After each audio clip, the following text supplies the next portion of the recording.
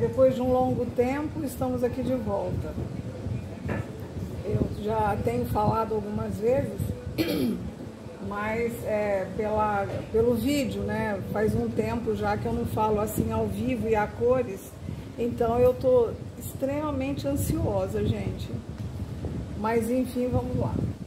Me incumbiram hoje de falar com vocês não, comigo também, né? Porque à medida que eu vou elaborar o que eu vou falar, eu tô falando para mim também. Então, nós vamos conversar hoje sobre um tema chamado facilidades no trabalho. E para isso, eu usei dois livros. Num primeiro momento, eu vou falar sobre um livro do Divaldo Pereira Franco, que foi editado pelo Espírito Joana de Ângeles, que chama Espírito e Vida, e o capítulo é o capítulo 43. Então, o que eu vou falar aqui para vocês é praticamente leitura do livro. Eu vou colocar as minhas palavras, mas a ideia, e que eu concordo, obviamente, mas foi retirado desse livro inicialmente. O Divaldo e a Joana de Ângeles falam que os ensinamentos espíritas, né, ditados pela experiência dos espíritos desencarnados, impõem responsabilidades que direcionam de maneira firme o nosso dia a dia. Então, se a gente for pegar esse estudo que foi feito agora, se a gente for pegar o Evangelho segundo o Espiritismo, lá está ditado normas de comportamento, de perdão, de o que a raiva traz, as formas de bom comportamento, de bons sentimentos que a gente deve alcançar no decorrer da vida. Então, esses ensinamentos que a doutrina espírita nos trazem, eles ditam fórmulas de comportamento que muitas vezes são muito difíceis da gente seguir da maneira como é colocado. Então a gente fala, não sou Jesus, mas Jesus é a meta. Então a gente tenta, na medida do possível, seguir aqueles ensinamentos. Nem sempre a gente consegue, mas a gente tenta, nós tentamos seguir cada um à sua maneira esses ensinamentos. Nós somos também advertidos pelos espíritos que logo depois que a gente morre, a gente tem um despertar da nossa consciência. Então isso significa que nós, enquanto estamos encarnados, nós não lembramos das nossas existências anteriores. Mas depois que nós desencarnamos, depois de um tempo, e muito dependendo de cada um que desencarna, a gente começa a lembrar dos motivos que fizeram a gente ter a última encarnação com tantos problemas, que é o que a Marta estava falando agora há pouco. Então a gente começa a entender um pouco melhor depois da morte, né, entender melhor todos os fatos que aconteceram com a gente nessa vida. E aí a importância da renovação pessoal, né? Por isso que é tão importante a gente se renovar intimamente, pela conquista da autonomia, né, da liberdade que a gente tem, que a gente dá para si mesmo, de fazer o bem e gostar de fazer o bem. Então não é fazer o bem porque é bonito fazer o bem, porque aí eu estou adotando um papel de boazinha. Então, na verdade, essa renovação íntima é uma questão de conquista e de autonomia pessoal, de gostar de fazer o bem. Então, é um bem que faz. Quando eu faço um bem, é um bem para o outro e para mim também. Então, o sentido é nos dois sentidos, né? Eu faço o bem para aquele que recebe e ao mesmo tempo estou fazendo bem para mim, mas porque eu gosto disso, é o prazer de fazer o bem. E não é fácil isso, né? Não é, em alguns momentos você dá um presente para uma pessoa no aniversário dela, ela vai ficar feliz e você também. Mas no dia a dia, isso não é uma realidade da gente se sentir feliz em fazer aquilo que deve ser feito. Então, por isso que é uma conquista, né? E aí, pensando em facilidades, então, do trabalho, com o desenvolvimento social, econômico, tecnológico, a vida material nossa, ela vem se tornando cada vez mais fácil de viver materialmente. Então, lá dentro, depois da pandemia, vai ser muito melhor porque tem ar-condicionado. Isso é uma facilidade. Celular, internet, cartão de débito, cartão de crédito, né?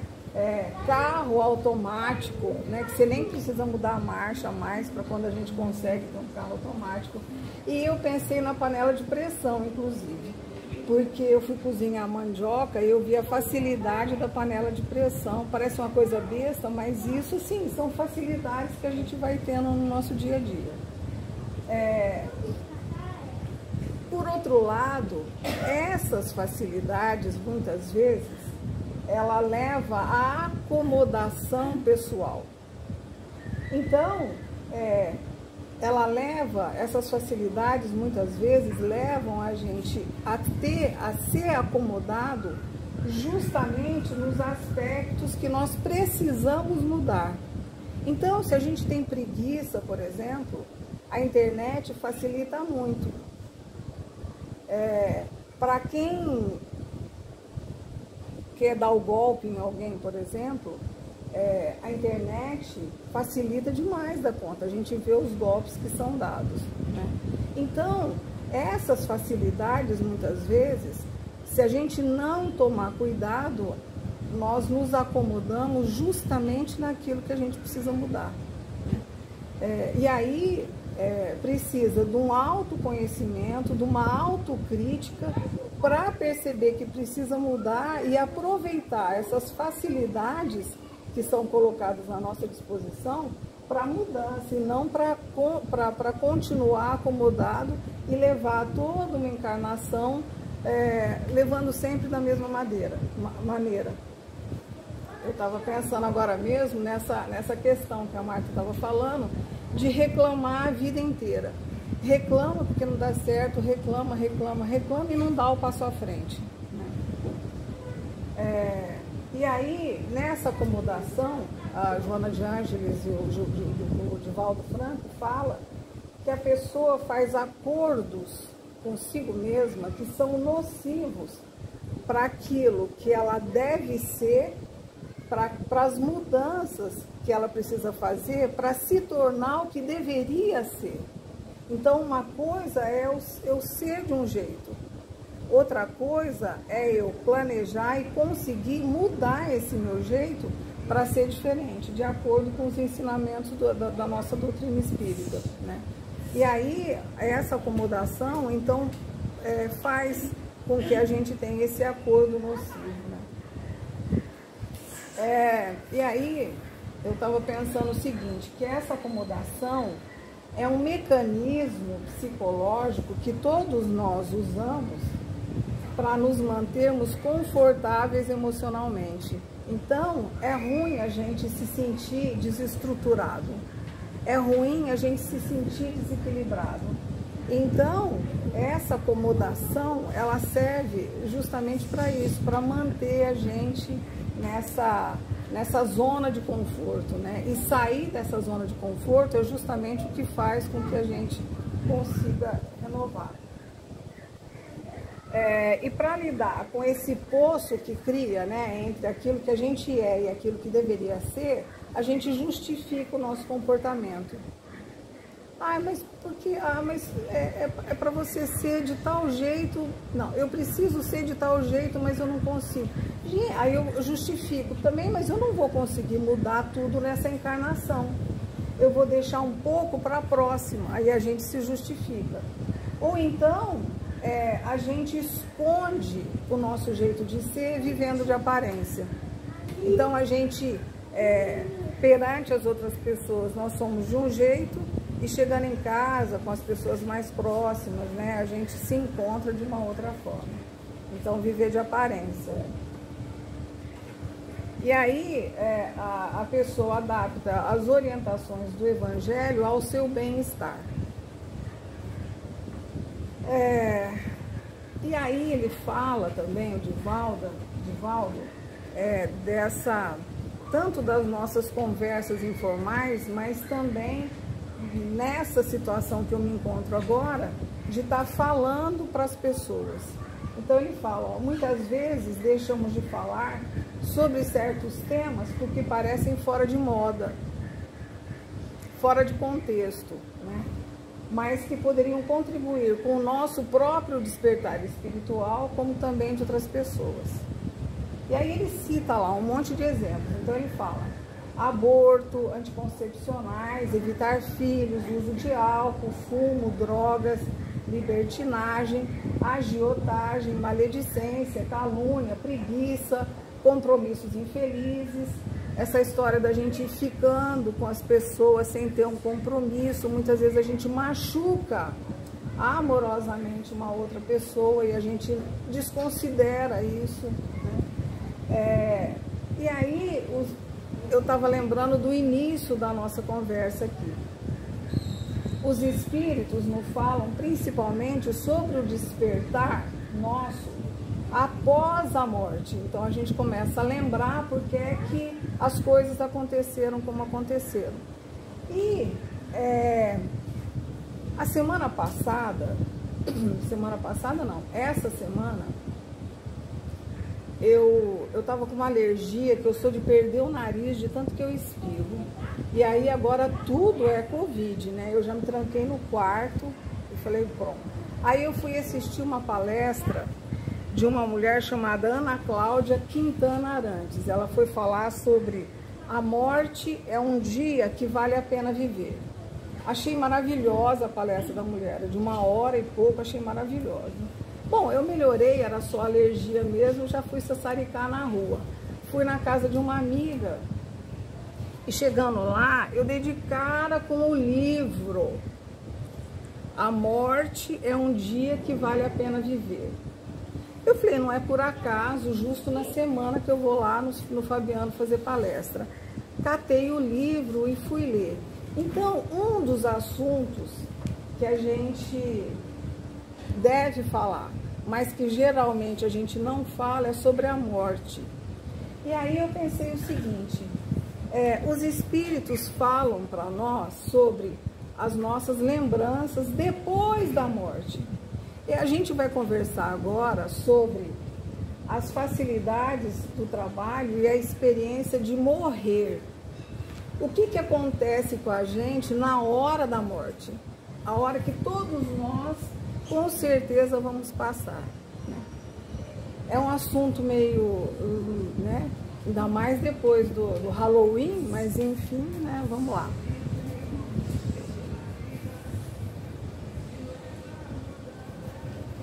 Então é esse livro aqui, gente. A Morte é um Dia que Vale a Pena Viver, que é da Ana Cláudia Quintana Arantes. E ainda coloca um dizer aqui embaixo, ó. É um excelente motivo para se buscar um novo olhar para a vida. Essa Ana Cláudia, ela é médica, geriatra, e ela se dedica a cuidados paliativos. Ela fala que ela cuida de pessoas que morrem. Então ela trabalha no hospital em São Paulo, ligado à USP. E quando as pessoas estão em estado terminal, seja por câncer, seja por qualquer outra doença, é encaminhado para ela, porque ela cuida dessas pessoas que estão com os dias contados para morrer.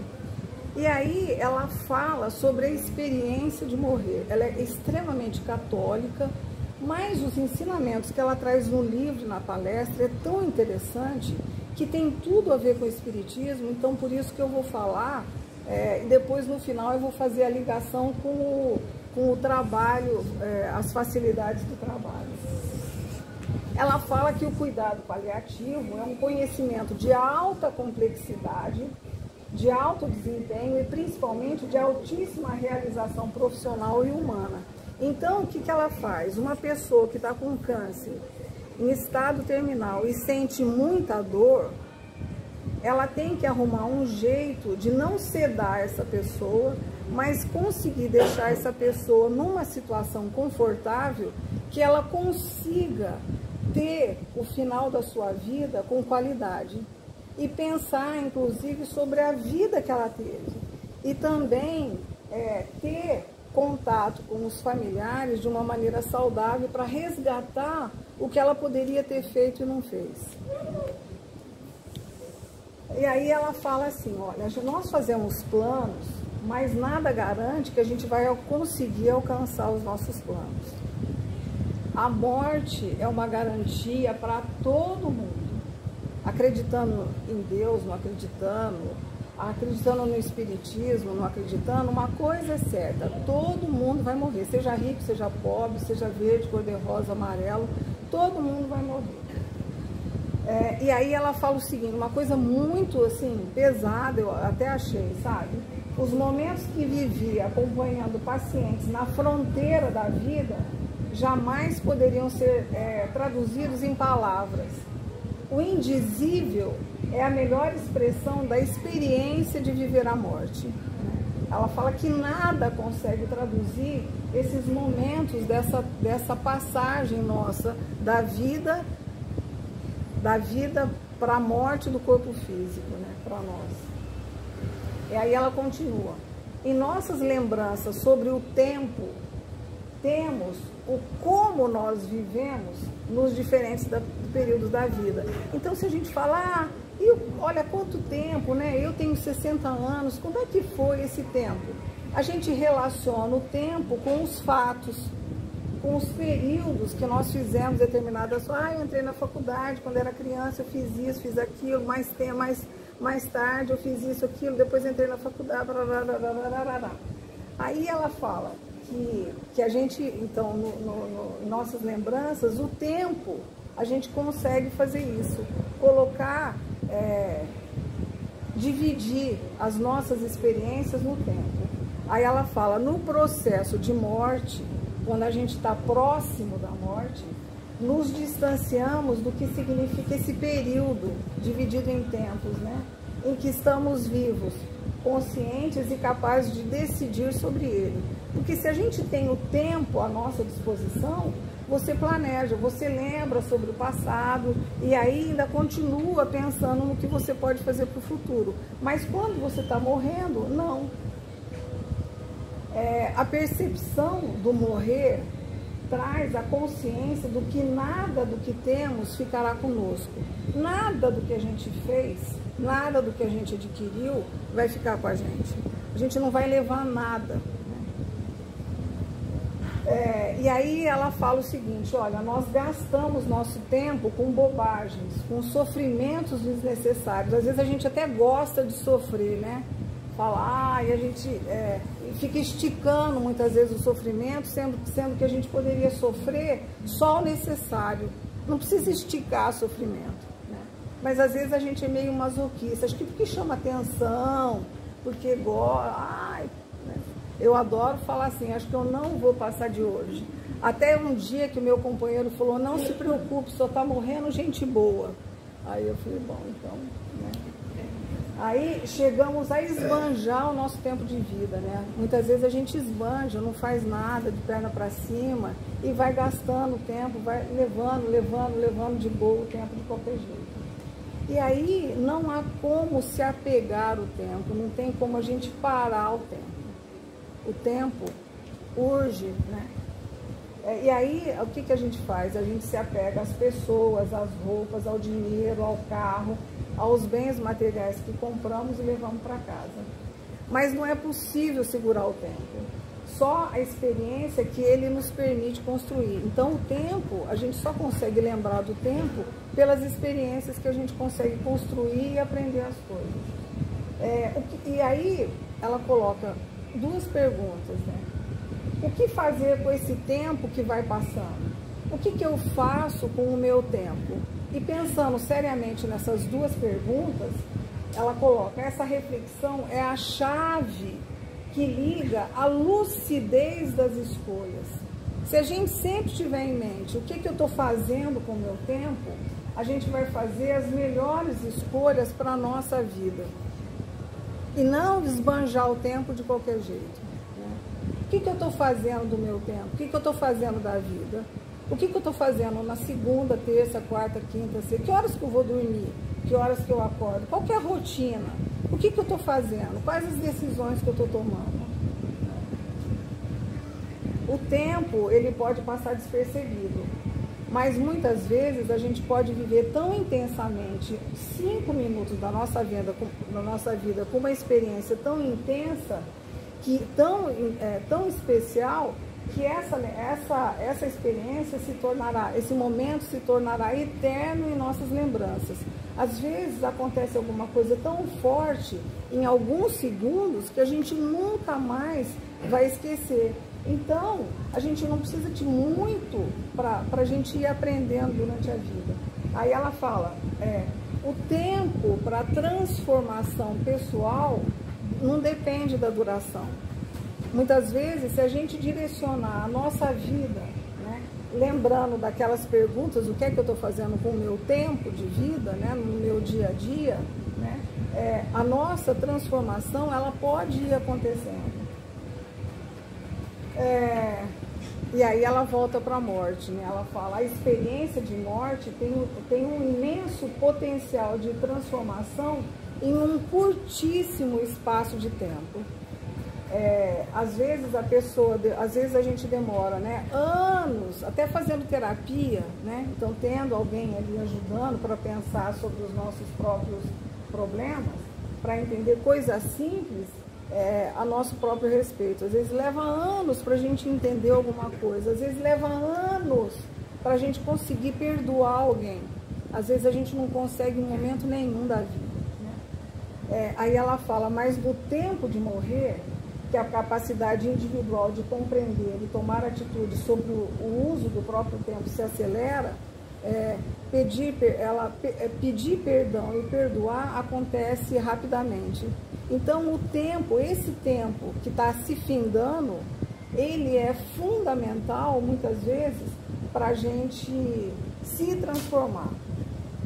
A minha mãe sempre falava, acho que a Marta deve se lembrar disso, ela sempre fala pra gente que, falava, né, porque agora ela está com Alzheimer, não lembra mais, mas ela falava assim, quando a gente está morrendo, passa um filme da nossa vida, da nossa cabeça. A gente relembra das coisas que foram acontecendo.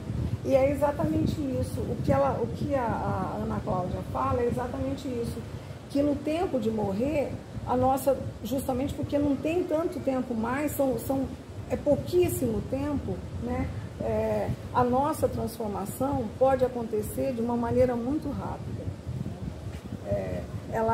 Olha só, para a gente entender essa questão do tempo, ela fala assim que a morte é como se a gente estivesse andando de boa e de repente a gente desse de cara com a muralha da China, que não pudesse voltar, que só pudesse ir adiante, mas você se depara com a muralha da China, com aquela imensidão, e que você não pode voltar, você só tem que ir.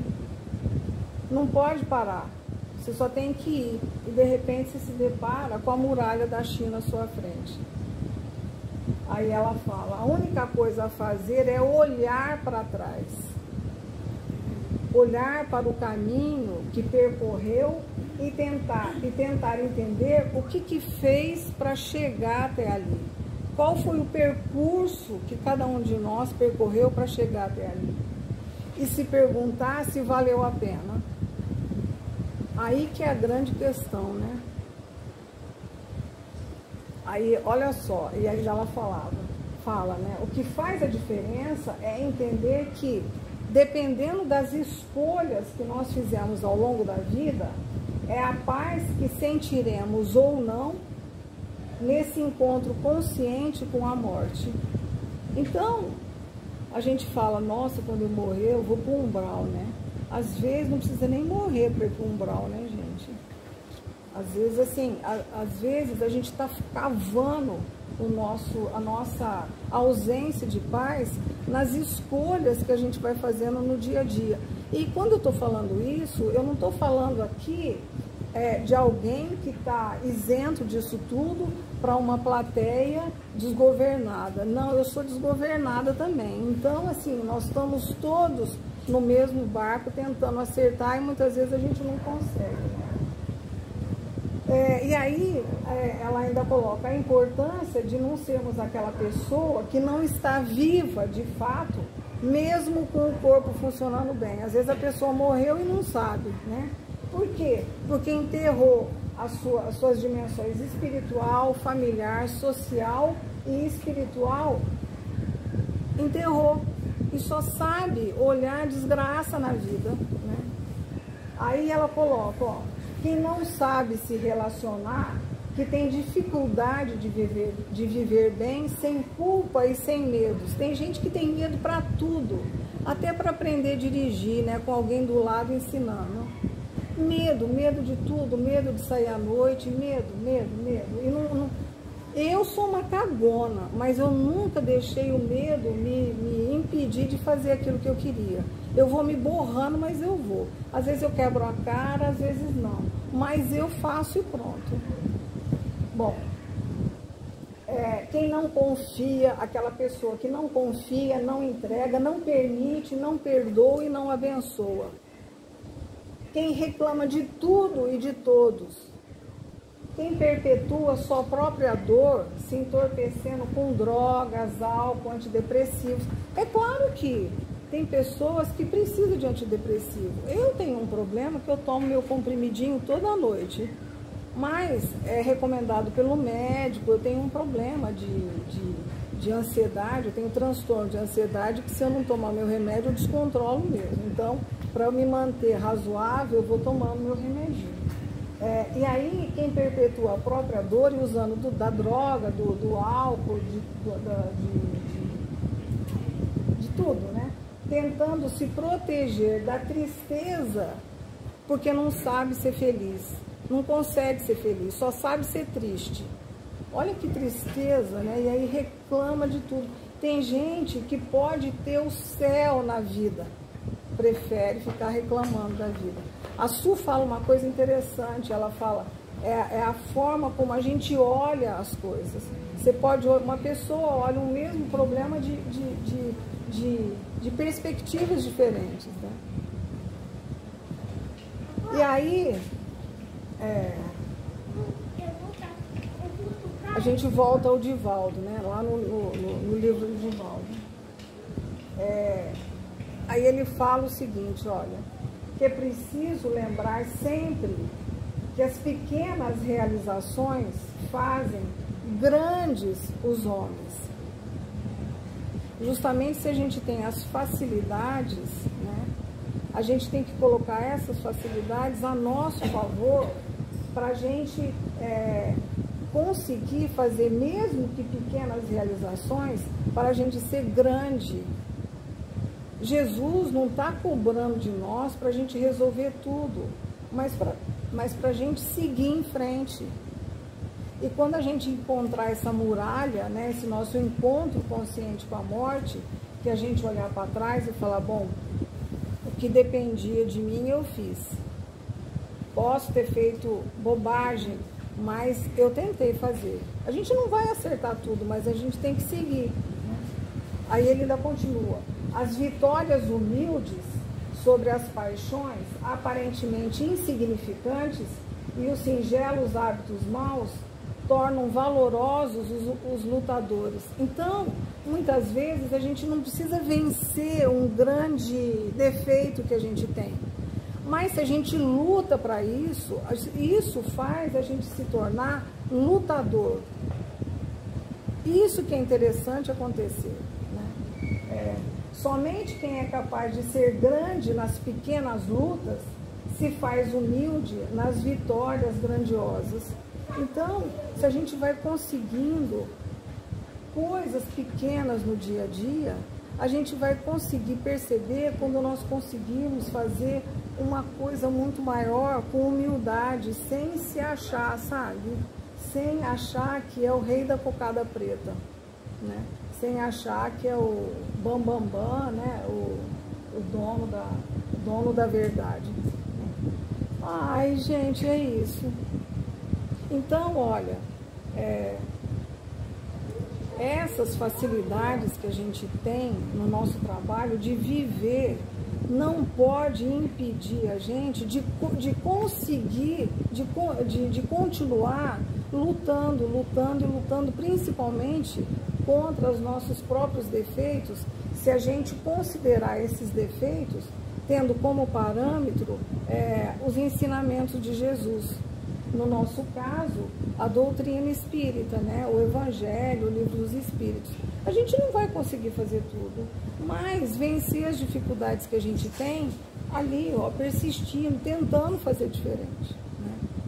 Ai, mas é isso. E à medida que eu falo aqui, eu estou falando para mim, porque eu sei os problemas que eu tenho. E olha, desde que eu me entendo por gente, são os mesmos. Amenizou, mas não venci ainda. Então é isso, então não estou dando chá de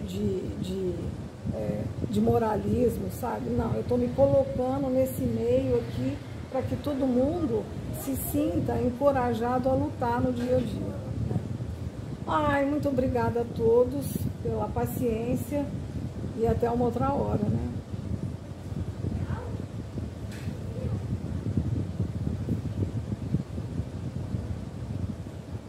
E agora, senhor?